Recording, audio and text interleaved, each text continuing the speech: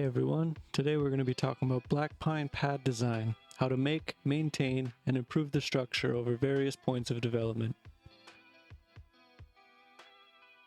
One thing you have to keep in mind today is that Kokan is primarily a sales-based nursery. That means that the majority of the work performed on sales trees is intended to make the tree look refined no matter what state it's in. The older trees on the client side of the nursery are an exception to this. However, today we have a unique opportunity with a tree that has recently come in that I think will provide a visually clear perspective for how you can grow, wire, and set the structure for pine branches to create aesthetically pleasing pads which will stand the test of time. Given the examples that I've been showing you so far, you're probably going to be surprised by what I show you next, but bear with me because there's something to be learned from every tree that passes through this garden. I'm going to show you why we took this lush black pine, removed a significant amount of its foliage mass, cut several, then wired primary, secondary, and many tertiary branches, repotted it, then explain how this tree is a textbook example for how you can design black pine foliage pads. So let's get started. This time in the workshop we have this Yatsubusa black pine. Try saying that 5 times fast. The unique thing about this cultivar is that it backbuds very easily. Along with that, instead of elongating a significant amount, buds on this variety are typically short and numerous. As many as 8 often appear from a single node, hence the name Yatsubusa. The first thing we did was cut the branches that were too long to be used in the design. These will later be carved into jin or deadwood features. Then it was decided that despite last year's growth being small and short, that all the 2-year-old needles would be removed. You'll see shortly how this looks, and there's a couple possibilities for why that could be. But I think the previous owner of this tree didn't quite have enough time for it and maybe decandled too late last year, so the needles didn't get to grow to the appropriate size. Typically we remove the old growth in fall, but this has been left on till now mid-spring. So we have good reason to believe that this tree will have enough vigor, despite the small needles, to sustain new healthy growth, and we'll make the judgment in July whether or not it will be good to decandle. Moving into the close-up, I'll show you how we cleaned and prepped the branches for wire. On this segment you can see numerous buds protruding from all directions. We need to clean these up by cutting as best as we can to an alternating lateral pattern. Without doing so, the branches could become thick and unsightly.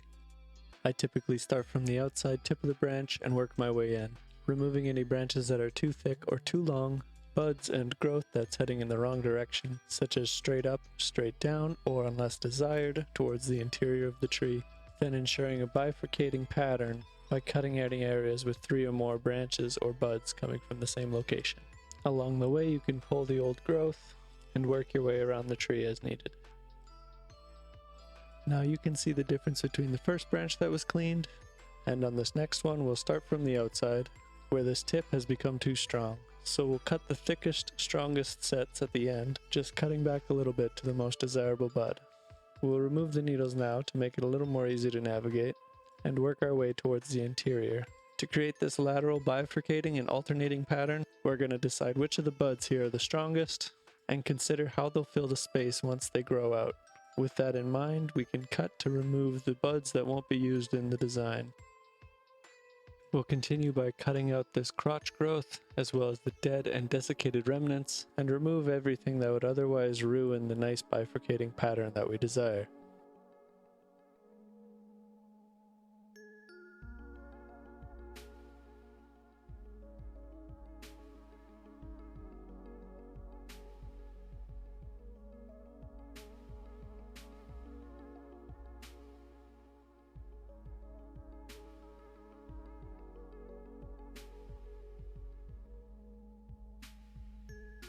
Yatsubusa is typically a slower growing cultivar, and even after decandling, instead of 2 or 3 buds appearing at the cut site, we can expect a whirl of as many as 5 to 8, and many new buds appearing along the inside branching.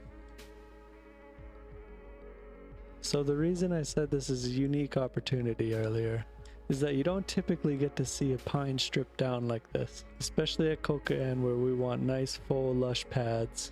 So despite the fact that this pine is far from perfect, and the video isn't quite as good as in person, you'll be able to see the structural details of the branches in a way that I think illustrates clearly how they were grown and what needed to be done with them from this point to progress the development of the tree. With that being said, the next thing you can see I'm doing here is reassessing the branches, removing anything too thick or unusable, but keeping in mind that I want this pad to look full once the foliage is properly grown in, and then making a mental map of where I'd like to wrap the wire so that it can be placed efficiently, functionally, and aesthetically. For a pine, in order to create a conventional pad shape, I think one of the best things you can do is focus on the branch structure. We have to consider not only how it looks, but how the tree grows. Because of this, I think pines naturally impose a set of rules in regards to the layout of branches and the design of the pads. And to that end, I think it's important to consider how the branches flow from the base to the tips, rather than seeing the foliage as a set of building blocks that you can use to fill in space, creating the illusion of a pad which falls apart once the wire is removed.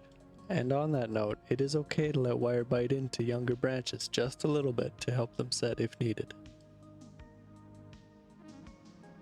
As I'm applying the wire, I'm always considering how each branch will need to be adjusted. The structure here is generally quite good, and only minor corrections have to be made. I won't have to do any big bends either.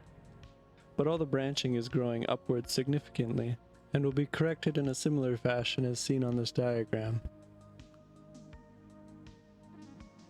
The branches will be lowered, almost flat, and then the tips raised up slightly. Any areas where the wire alone doesn't hold, guy wires will be employed to pull down and secure. I think it's good to get your primary and secondary branches wired before you put on guy wires, because it can be quite difficult to wrap with the guy wires in the way.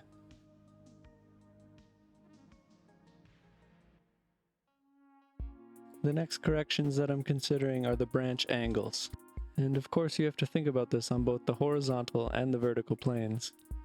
From this view, we see the horizontal. I'm going to do my best to make sure that each branch division splits at an acute angle. Either 45 degrees or below looks good to me. Then I'll be adding some soft movement into the branches, having them flow from each bifurcation to the next. On the vertical plane, I want to try to maintain the angle of the primary branch coming from the trunk, which you'll see from the front later. If your angles and movement are consistent, then the tips should generally fall into place. Whether or not you like a flat, crisp bottom or slightly raised aesthetic to your pad, once you reach the end of the branch, you'll likely only require small adjustments to get the finish that you desire. But either way, I think it's good to spread everything out evenly, to make room for the new growth to fill in. Which brings into question volume. Creating volume for a pad requires interior growth, which is why if you don't lower branches from time to time, the interior could be getting shaded out, causing those buds to get weak, uneven, or die off. By maintaining the interior growth, we can use it to fill in the center or any empty space within the pad, but in doing so, always try to consider that those branches could one day become the primary branch of that tree, so don't force them in any positions that could compromise their use in the future. You'll see shortly that I'm wiring some branches where there's multiple from the same origin point. If this were my tree, I would cut it to make sure there's only a division of 2, but the additional that's left here that I was instructed to leave on the tree for now. Luckily it's a smaller branch and originates from a thicker part of the primary branch, so it's unlikely that it will be causing any problems and will be used to fill the space and provide volume for the pad in the meantime. If it's unneeded in the future, it'll be removed at that time. For now, I just removed the one growing vertical from the crotch of the branch that I'd like to keep. So now that this branch is almost all finished up, I'll show you a textbook diagram from All Black Pine Part 3 with some rough translations. This is a very basic foundation for how you can grow a branch. You can see there's a primary leader protruding from the trunk, with the divisions of the secondary branches set in an alternating pattern along that leader. Movement can be added however you'd like, but growing this primary leader, while laterally developing your secondary branches, you can develop the pad and grow the branch to your desired thickness simultaneously. And in doing so, you'll create nice taper from the trunk to the outside of the silhouette.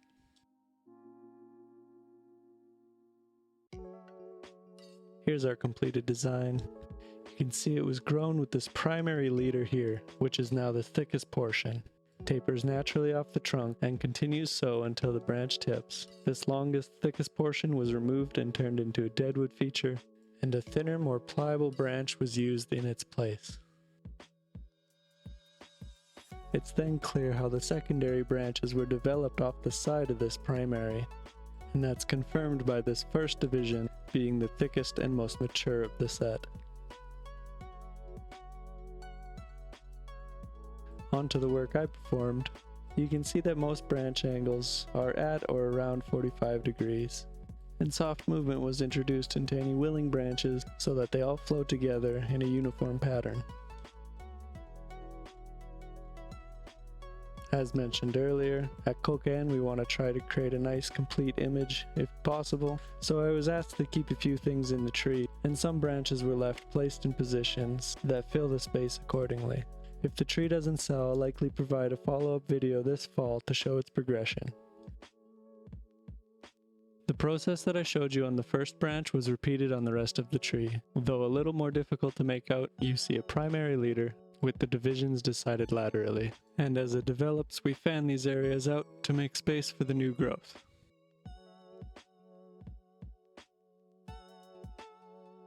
So let's take a good look at the before and the after, which included repotting it out of its concrete pot and replacing as much of the remaining field soil as possible with the conifer aoki blend, which is 4 parts akadama, 2 parts pumice, 1 part lava rock, and 3 parts river sand. The intention is that the new refreshed soil will provide proper aeration for the roots and allow it to reinvigorate through the summer.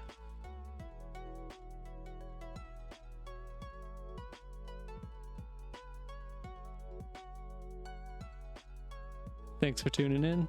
If this was helpful information for you, feel free to like or share the video. And if you want to see more content like this, please subscribe.